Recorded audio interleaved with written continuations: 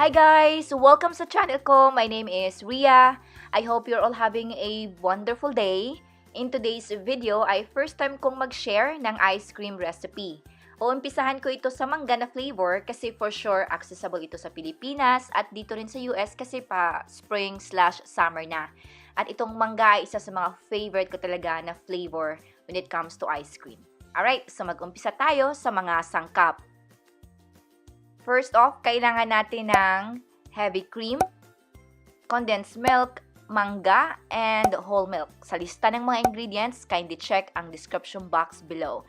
So sa mangga muna, I use a blender para mas talagang smooth yung mangga. So nilagyan ko siya ng whole milk and then i-blend lang natin ito hanggang sa magiging smooth na in consistency.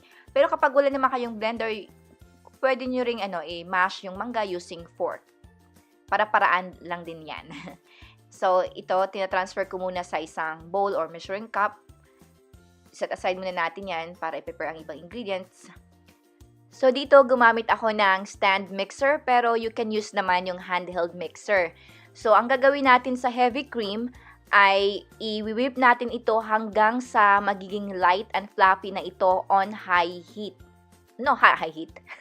High speed. High speed muna yan. And then, yun na nga, kapag ma-reach na natin yung consistency na light and fluffy, malalaman nyo yan, katulad na nakikita mo dito. And then, ma-reach na natin yung soft peaks. Katulad nito, yan, mag-stop na tayo. And then, i-add natin ang condensed milk. Siguro, I would say, mga half lang muna. At, haluin natin ito ng very lightly lang. Gentle lang yung paghahalo niyan. And then, once matapos na yan, i-add na natin yung remaining naman na condensed milk. Tapos, continue mixing hanggang sa talagang makombine na yung whipped na cream at saka yung condensed milk. Then, dito, i-add na natin yung mangga. So, yun na nga, itong mangga ay with whole milk.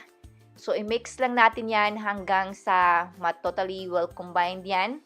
As you notice, parang parang hindi siya like yellow, 'di ba? Pero sa lang yan, sa lighting ko lang yan, pero in reality kumbaga like yellow yan. Okay? So ilagay lang natin ito sa freezer mga about 5 to 6 hours. Depende rin yan sa freezer ninyo. So kapag ganito na yung consistency, it's ready to serve. And totally recommend this ice cream recipe. Masarap, creamy, and don't mind sa color ng ice cream ko. Ang importante rin naman ay yung flavor. Pero yun na nga, yellow naman ito in person. Alright guys, that's all for today's video. Thank you for watching. Take care.